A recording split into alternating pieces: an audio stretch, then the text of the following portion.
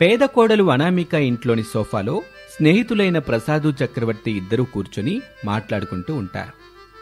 అత్తాకోడళ్ళు శారద అనామికాలు ఇంట్లో ఒక మూలున్న గ్యాస్ పొయ్యి దగ్గర ఒకరు వంట చేస్తూ మరొకరు కూరగాయలు కట్ చేస్తూ ఉంటారు. కోళ్ళ మనింటికొచ్చి మీ మావితో మాట్లాడుతున్నదెవరో తెలుసా? ఎవరత్తయ్యా? చక్రవర్తని చిన్ననాటి స్నేహితుడు. వేరే దేశానికెళ్ళి బిజినెస్ పెట్టాడు. అదృష్టం బాగుండి బిజినెస్ కలిసొచ్చింది. బోలెడు సంపాదించాడు. కానీ అలా కనిపించడం లేదత్తయ్య. మావిలాగే తన స్నేహితుడు కూడా సింపుల్గా ఉన్నాడు. నేను నీకు ముందే చెప్పాను కదా, ఇద్దరూ స్నేహితులని. ఇద్దరికి సింపుల్గా ఉండడం అంటేనే ఇష్టం. అట్టాగే ఉంటారు. మనం పేదవాళ్ళం కాబట్టి ఉన్నంతలో సింపుల్గా ఉంటున్నాం అత్తయ్య.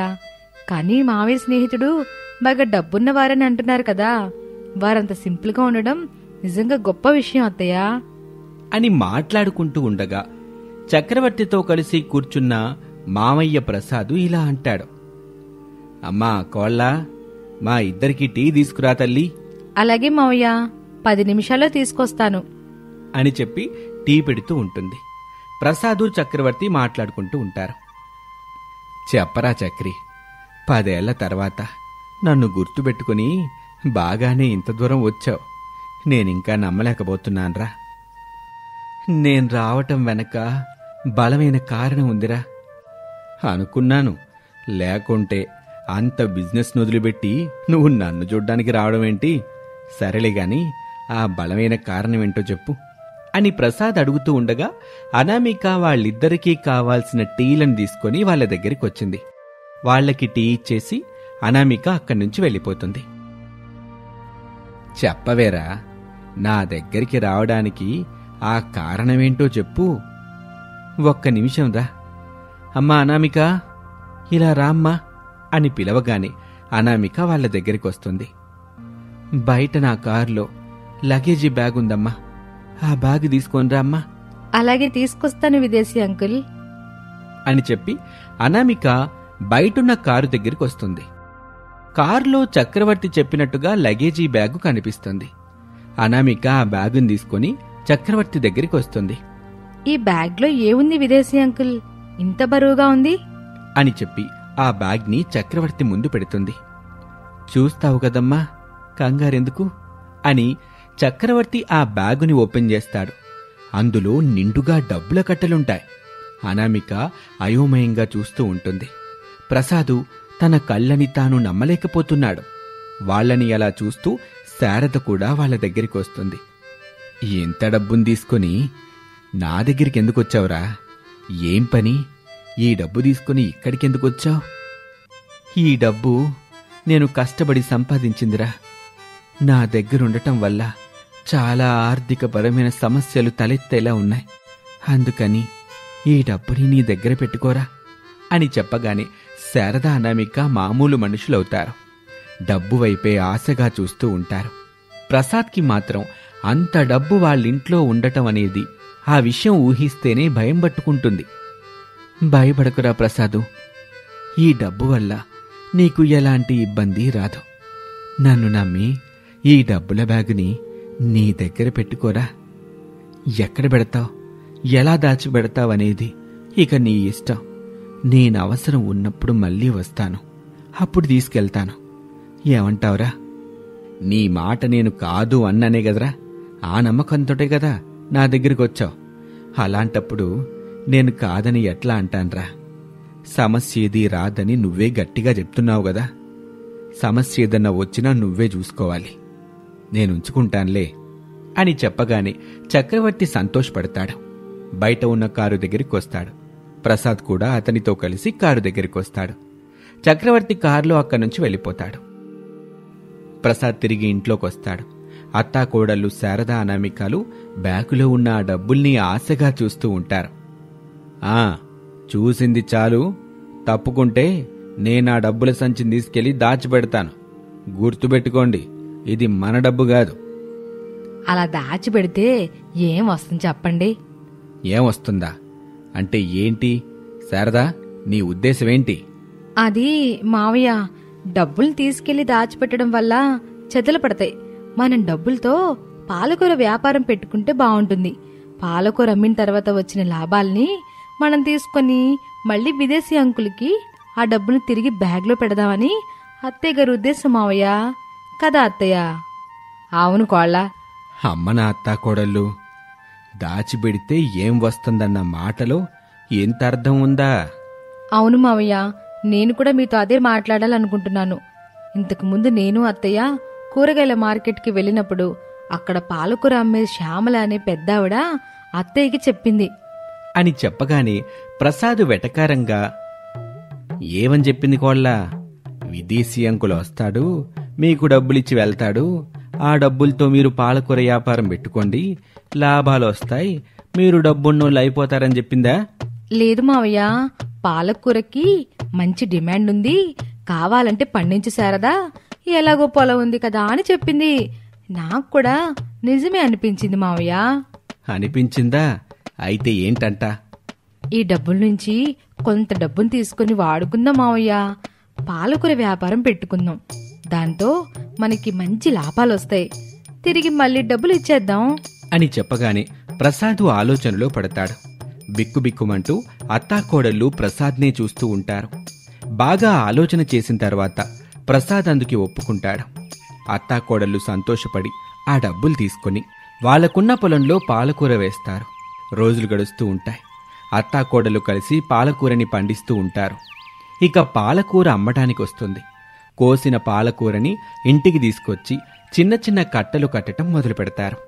ప్రసాద్ వాటిని చూసి, మొత్తానికి అత్తాకోడళ్ళిద్దరూ అనుకున్నది సాధించే పనిలోనే ఉన్నారుగా, అతి కష్టం మీద పాలకూర పండించారు, ఇప్పుడు వాటిని కట్టలు కడుతున్నారు, ఇక రేపు మార్కెట్కి తీసుకెళ్లి అమ్ముకొచ్చేస్తారు, ఎల్లుండి డబ్బులు తిరిగిస్తారు, నేనేం చక్కా వాటిని నా స్నేహితుడిచ్చిన బ్యాగులో పెట్టేస్తాను, అంతే కదా కోడలా జరగబోయేది? అవును మావయ్య అని అనామిక చెప్పగానే ప్రసాద్ అక్కడి నుంచి వెళ్ళిపోతాడు. అత్తాకోడలు ఒక ట్రక్కు మాట్లాడుకొని మార్కెట్కి సంతోషంగా తీసుకుని వెళ్తారు. ఇంటి దగ్గర ప్రసాదు మార్కెట్కి వెళ్లిన అత్తాకోడళ్ళు తీసుకొచ్చే డబ్బుల కోసం ఎదురు చూస్తూ ఉంటాడు. గంట గడుస్తుంది, 2 గంటలు, ఆ తర్వాత 3 గంటలు. అలా సమయం గడిచిపోతూ ఉంటుంది. చీకటి పడుతూ ఉంటుంది. ఇక దిగులు మొఖాలతో అత్తాకోడళ్ళిద్దరూ తాము తీసుకెళ్లిన పాలకూర ట్రక్కుతో తిరిగింటికొస్తారు. వాళ్లని అలా దిగులుగా చూడగానే ప్రసాద్కి విషయం అర్థమైపోతుంది. అంతే, గుండెపోటుతో కుప్పకూలిపోతాడు. అది చూసిన అత్తాకోడళ్ళిద్దరూ ప్రసాద్ని హాస్పిటల్కి తీసుకుని వెళ్తారు.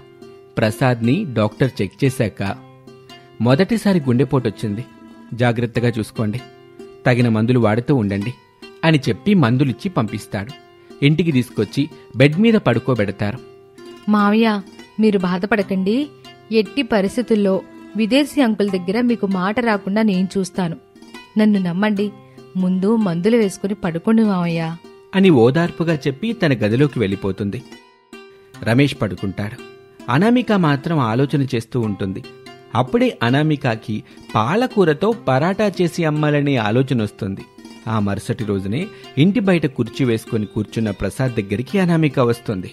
మావయ్య, మిగిలిన పాలకూరతో పరాటా చేసి అమ్ముతాను, ఈ రోజు నుంచి సెంటర్ చూసి పాలకూర పరాటా కొట్టు పెట్టుకుని పాలకూర పరాటా బిజినెస్ చేస్తాను మావయ్య, అలా చేసి నేను డబ్బులు సంపాదిస్తాను, మీరు భయపడకుండా ధైర్యంగా ఉండండి అని చెప్పి అనామిక పాలకూర పరాటా కోసం కావాల్సిన వాటిని తోపుడు బండి మీద పెట్టుకుని టౌన్కి వెళ్లి ఒక మంచి సెంటర్ చూసుకుని పాలకూర పరాటా పెట్టి అమ్ముతూ ఉంటుంది. రోజులు గడుస్తున్న కొద్దీ అనామిక చేస్తున్న పాలకూర పరాటాను తినటానికి జనాలు పెరుగుతూ ఉంటారు. డబ్బులు కూడా వస్తాయి. అనామిక డబ్బుల్ని తీసుకుని ప్రసాద్ దగ్గరికి వచ్చింది. డబ్బులు చూపిస్తూ, మావయ్య, ఇదిగోండి డబ్బులు, లెక్క చూసుకుని విదేశీ అంకుల్ బ్యాగ్లో పెట్టేసేయండి, అప్పుడే మీ మనసు కుదుట పడుతుంది, మీరు కూడా ప్రశాంతంగా ఉంటారు అని చెప్పగానే ప్రసాద్ ఆ డబ్బులు చూసి సంతోషపడతాడు. అనామికతో, నన్ను మన్నించుకోవాలా, నిన్ను చాలా బాధ పెట్టాను గదా? లేదు మావయ్య, మీరే నన్ను మన్నించాలి, ఎంతో చలాకీగా ఆరోగ్యంగా ఉండే మిమ్మల్ని గుండెపోటు వరకు తీసుకెళ్లాను, అదృష్టం బావుండి మీరు మా మధ్యలో ఉన్నారు, అదే ఎక్కువైతే వామో ఊహించడానికే భయంగా ఉంది మావయ్య, మనది కానిది ఏదైనా సరే దాన్ని తీసుకోవడం వాడుకోవడం లాంటివి చేయకూడదు, ఒకవేళ చేసినా తట్టుకుంటామనే ధైర్యంతో ఉండాలి అని చెప్పి అనామిక అక్కడి నుంచి వెళ్ళిపోతుంది. ఇక ఆ రోజు రాత్రి ప్రసాదు, శారద, అనామిక అందరూ మునుపటి కంటే చాలా ప్రశాంతంగా నిద్రపోతారు. అలా పేద కోడలు అనామిక పాలకూర పరాటా చేసి అమ్ముతూ జీవనం కొనసాగిస్తూ ఉంటుంది. ఇది వాల్టి కథ. మరొక ఆసక్తికర కథలో మళ్ళీ కలుద్దాం. అంతవరకు సెలవు, నమస్తే. మట్టి ఇంట్లోని తన బెడ్ మీద కూర్చున్న అనామిక తన భర్త రమేష్ ఫోటోని చూస్తూ, ఏవయ్య పట్నం పెనిమిటి, 3 ముళ్ళు వేస్తేవి, 7 అడుగులు నడుస్తేవి, ఆకాశంలో అందమైన అరుంధతి ఉందని చేయి పట్టుకుని చూపించితివి. అదే చేయిని వదలకుండా కారులో కూర్చుండబెట్టుకుని కాపురానికి తీసుకుపోయుంటే ఇప్పుడిలా నేను ఈ ఊర్లో బాధపడేదాన్ని కాదు కదా అని అంటూ ఉంటే కూతురు కోసం పాలు తీసుకుని గుమ్మం దగ్గరికి వచ్చిన తల్లి సావిత్రి కూతురు అనామిక మాటలు వింటూ ఉంటుంది. కట్నం అడిగింది మీ అమ్మవాళ్లు, ఇస్తానని ఒప్పుకుంది మా అమ్మవాళ్లు. నీకు నాకు కట్నం గురించిన గొడవలే లేవు కదా. కట్నం గొడవ నాకెందుకు మమ్మీ, నా పెళ్ళాన్ని నేను తీసుకొచ్చుకుంటాను. అయినా మన దగ్గర చాలా డబ్బుంది కదా, ఈ కట్నం మనకెందుకు చెప్పు అని మాట్లాడుంటే నేనెంతో మురిసిపోయేదాన్ని కదా. నా పట్నం మొగుడికి నేనంటే చాలా ప్రేమ ఉందని సంతోషపడేదాన్ని కదా అని అనుకుంటూ ఉండగా ఆ మాటలు విన్న సావిత్రి, ఇక్కడ కూతురు అనామిక తాలి కట్టి వెళ్లిపోయినా పట్నం మల్లుడిని చూసుకుంటూ తలుచుకుంటూ బాధపడుతుంది. అక్కడ తండ్రి రమణయ్య కట్నం డబ్బుల కోసం ఎవరెవరి కాళ్ళు పట్టుకుంటున్నాడో ఏమో. ఈ బాధ పట్నం వల్లుడికి అర్థమైతే బాగుండేది. ఇన్ని బాధలు ఒక్కసారిగా తీరిపోయాయి అని అనుకుని అక్కడి నుంచి పాల గ్లాస్ తీసుకుని వెళ్ళిపోతుంది. ఇక పట్నంలోని ఖరీదైన ఇంట్లో తండ్రి ప్రసాద్ దగ్గరికి కొడుకు రమేష్ వచ్చాడు. ఏంటి బాబు ఇలా వచ్చావు? డాడ్, నువ్వొక సహాయం చెయ్యాలి. తప్పకుండా బాబు, నీకోసం నేను ఏ పనైనా చేస్తాను. నేను డబ్బిస్తాను, నువ్వు ఆ డబ్బుని తీసుకెళ్ళి అనామిక వాళ్ళ తండ్రిని కలిసి ఇవ్వాలి. ఆ డబ్బుల్ని అనామికని తీసుకొని మంచి రోజున ఇంటికి రమ్మని చెప్పండి. డబ్బుల్ని మమ్మీకి ఇచ్చేసి అనామికని నా చేతిలో పెట్టి వెళ్ళిపోమని చెప్పండి నాన్న. కాని బాబు, మనం ఇలాంటి ఆలోచన చేస్తామని మీ అమ్మ ముందే ఊహించి ఆఫీసులకి వెళ్లకుండా హౌస్ అరెస్ట్ చేసింది. ఏం చేసినా మనం ఇంట్లో నుంచే చెయ్యాలి. ఏం మాట్లాడినా ఫోన్లోనే మాట్లాడాలి. అది గుర్తుపెట్టుకో బాబు. అయినా డాడీ, మనకే చాలా డబ్బులున్నాయి కదా, వాటిని ఏం చేసుకోవాలో అర్థం గాక అడిగిన వాళ్ళకి లేదనకుండా దానం చేస్తున్నాం కదా. ఇక ఈ కట్నం గురించిన గొడవెందుకు చెప్పండి అని అడుగుతూ ఉండగా శారద వాళ్ళ దగ్గరికొచ్చింది. మీ నాన్నని అడిగితే ఏం చెబుతాడు బాబు, నేను చెప్తాను కదా. నువ్వెప్పుడొచ్చావు శారదా? కొడుకు మీ దగ్గరకొచ్చి డబ్బులెత్తానని చెప్పినప్పటి నుంచి ఇక్కడే ఉన్నాను. మీరు మాట్లాడుకున్నది మొత్తం విన్నాను. విన్నావు కదా, మరింక ఆలస్యం ఎందుకు?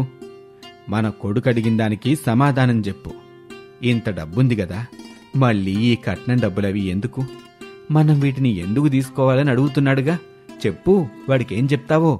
ఎప్పుడు చెప్పాలో అప్పుడే చెబుతాను గాని ముందుగా నువ్వు వెళ్ళి నీ గదిలో కూర్చొని ఆఫీస్ వర్క్ చేసుకోపో. వెళ్ళి బాబు, ఎల్లో. అలాగే మమ్మీ అని చెప్పి మరో మాట మాట్లాడకుండా అక్కడి నుంచి రమేష్ వెళ్ళిపోతాడు. ఇక తన గదిలో అనామిక రమేష్ ఫోటో చూస్తూ మాట్లాడుతూ ఉండగా పైన విమానం వెళ్లిన సౌండ్ వినపడుతుంది. అంతే, రమేష్ ఫోటోని పట్టుకుని పరుగున బయటకొచ్చి ఆకాశంలో వెళ్తున్న విమానాన్ని చూస్తూ, అయ్యా విమానం డ్రైవరు, మా ఇంటి దగ్గర కాసేపు ఆపుకో, నేను కూడా వస్తాను. నన్ను తీసుకెళ్లి నా పట్నం మొగుడింటి దగ్గర దించు. పట్నం మొగుడిని పల్లెటూరు పెళ్ళాన్ని కలిపినందుకు నీకు బోలెడంత పుణ్యం వస్తుంది అని అనుకుంటూ ఉంటే ఆ విమానం గాల్లో అనామికాని దాటి వెళ్ళిపోతుంది. అనామిక కొంచెం బాధగా ముఖం పెట్టి, మెడలో 3 ముళ్ళు పడి 3 వారాలు దాటింది. 7 అడుగులు నడిచి 7 వారాలు గడిచింది. ఏమిటో నా జీవితం ఇట్లా పుట్టింట్లోనే గడిచిపోతుంది. నాకు నా పట్నం మొగుడు కావాలి. నన్నెవరైనా పట్నంలో ఉంటున్న నా మొగుడు దగ్గరికి తీసుకెళ్ళండి అని గట్టిగా అరవాలనుంది, కానీ అరవలేను అని అనుకుంటూ ఉండగా బయట నుంచి తండ్రి రమణయ్య ఇంటికొస్తాడు. ఏంటమ్మా ఇలా బయట నిలబడ్డావేంటి? విమానంలో నా పట్నం పెరిమిట్టిపోతున్నాను నాన్న. టాటా చెప్పడానికని వచ్చాను. కనిపించాడు, టాటా చెప్పేశాను. ఇప్పుడు నా గదిలోకి వెళ్ళి కూర్చుంటాను. వెళ్ళు తల్లి, గదిలోకెళ్ళు. అని చెప్పగానే అనామిక ఇక ఏమీ మాట్లాడకుండా వస్తున్న కోపాన్ని ఆపుకుంటూ తన గదిలోకి వెళ్ళిపోతుంది.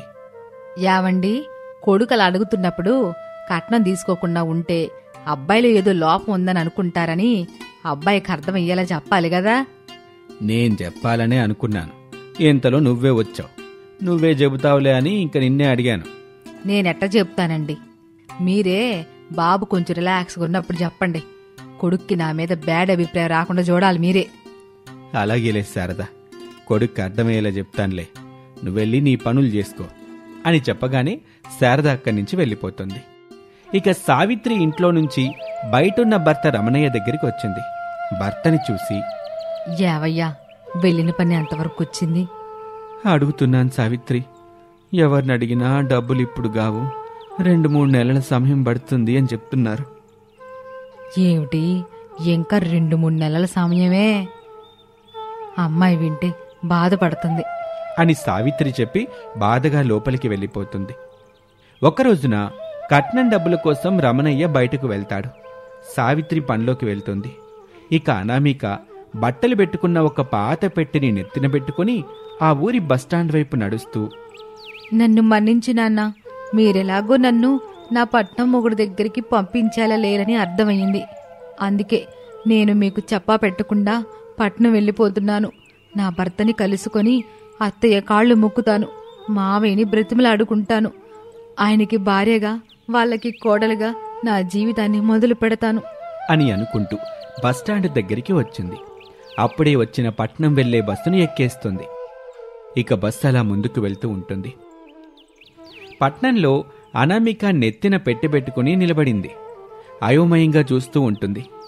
వామ్మో, ఎటు చూసినా కార్లు, బైకులు, బస్సులు, ఆటోలు తీసుకెళ్లిపోతున్నాయి. ఇప్పుడు నేను కాలనీకి ఎలా వెళ్ళాలి అని అనుకుంటూ ఉండగా ఒక ఆటో అతను అనామిక దగ్గరికి వచ్చాడు. ఎక్కడికి వెళ్ళాలి తల్లి? నా పెనిమిటుంటున్న కాలనీకి పోవాలి. అవునా, అలాగే తీసుకెళ్తాను గాని ఆ కాలనీ పేరేంటి? పెనిమిటుంటున్న కాలనీ అని చెబుతున్నాను కదా. ఏంటి, పెనిమిటి ఉంటున్న కాలనీనా? అదెక్కడుంది తల్లి? పట్నంలో ఉంది. అది కూడా తెలియకుండా నువ్వు ఆటో నడుపుతున్నావా అని అనగానే ఆటోవాడు అయోమయంగా చూస్తూ ఉంటాడు. ఏ పట్టణంలో ఉంది తల్లి పెనిమిటి అనే కాలనీ? పట్నం అంటే మళ్ళీ ఏ పట్నం అని అడుగుతున్నావు? అసలు నీకేం తెలీదు. ఇదిగో ఈ ఫోటోలో ఉన్నాడే, ఈయనే మా ఆయన. వీళ్ళింటికి వెళ్ళాలి నేను అని అనగానే ఆటోవాడు అక్కడి నుంచి ఇదేదో కుదిరే బేరం కాదనుకొని వెళ్ళిపోతాడు. అలా రాత్రి సమయం అవుతుంది. ఇంటి దగ్గర రమణయ్య, సావిత్రి అనామిక పట్నం వెళ్ళిపోయి ఉంటుందని ప్రసాద్కి ఫోన్ చేసి వివరం చెప్తారు. అయ్యో, అవునా బావుగారు, అనామిక అయితే ఇక్కడికి రాలేదు. నేను పట్నం మొత్తం వెతికిస్తానులేండి, మీరైతే ధైర్యంగా ఉండండి అని చెప్పి ఫోన్ పెట్టేస్తాడు ప్రసాద్. ఇదే విషయాన్ని వెంటనే రమేష్కి చెప్తాడు. శారద ఎంత వద్దని చెప్పినా వినకుండా రమేష్ ఒక కారులో, ప్రసాద్ మరొక కారులో అనామిక ఎక్కడుందోనని పట్నమంతా వెతకటానికి వెళ్తారు. రోడ్ల మీద కార్లు నడుపుతూ అనామిక కోసం చూస్తూ ఉంటారు. ఎక్కడా వాళ్ళకి అనామిక కనిపించదు. బాధగా దిగులు ముఖంతో అనామిక రోడ్డు మీద ఒక దగ్గర కూర్చొని ఉంటుంది. అక్కడే తెచ్చుకున్న దుప్పటి కప్పుకొని పడుకుంటుంది. ఇక మరుసటి రోజున పట్నంలో పల్లెటూరి కోడలు అనామిక ఒక గేదె మీద కూర్చొని తన చేతిలో ఉన్న భర్త ఫోటోని అందరికీ చూపిస్తూ, అయ్యా, అమ్మా, అక్క, చెల్లి, ఇది నా పట్నం పెనిమిటి ఫోటో. మీలో ఎవరికైనా తెలుసుంటే కాస్త చెప్పండి అని అరుస్తూ ఉంటుంది. అది చూసిన జైత్ర టీవీ రిపోర్టర్ కృష్ణ అది షూట్ చేసి తన ఆఫీస్కి పంపిస్తాడు. ఇక ఈ విషయం జైత్ర టీవీలో బ్రేకింగ్ న్యూస్ లాగా వస్తూ ఉంటుంది. హలో, నమస్తే, జైత్ర టీవీకి స్వాగతం. ఇప్పుడు మనం బ్రేకింగ్ న్యూస్ చూస్తున్నాం. పట్నంలో పల్లెటూరి కోడలు భర్త ఫోటో పట్టుకుని పట్నంలో తిరుగుతుంటే కాళ్ళు నొప్పులొస్తున్నాయని రోడ్డు మీద కనిపించిన గేదె మీద కూర్చొని భర్త ఫోటోను చూపిస్తుంది. తన పేరడుగుతుంటే మాత్రం చెప్పటం లేదు, చాలా సిగ్గుపడుతుంది అని యాంకర్ చెబుతూ ఉండగా రమేషు, ప్రసాదు ఇద్దరూ టీవీ చూస్తూ ఉంటారు. ఫోటోలో ఉన్న పట్నం అబ్బాయి గారు, మీకోసం మీ పల్లెటూరి భార్య వచ్చింది, వెంటనే ఎక్కడున్నా వచ్చి తనని మీ ఇంటికి తీసుకెళ్ళండి అని లొకేషన్ చెప్పగానే రమేషు, ప్రసాదులు ఇక ఆలస్యం చేయకుండా కారులో ఆ గేదె మీదున్న అనామిక దగ్గరికి వస్తారు. అనామిక వాళ్ళని చూసి ఎంతో సంతోషపడుతుంది. అనామికని ప్రసాదు, రమేషు తమ కారులో తీసుకుని ఇంటికొస్తారు. శారదని ఒప్పిస్తారు. సార్లే, కొడుకు కోసం ఎంతలాగా ఆరాట పడుతుంది కదా, తన ప్రేమలోని స్వచ్ఛతని నేను అర్థం చేసుకొని కోడలుగా ఒప్పుకుంటున్నానులే అని చెప్పగానే ఇక ఆ రోజు నుంచి ఆ ఇంటి కోడలిగా తన జీవితాన్ని మొదలు పెడుతుంది అనామిక. ఇది ఇవాల్టి కథ. మరొక ఆసక్తికర కథలో మళ్ళీ కలుద్దాం. అంతవరకు సెలవు. నమస్తే.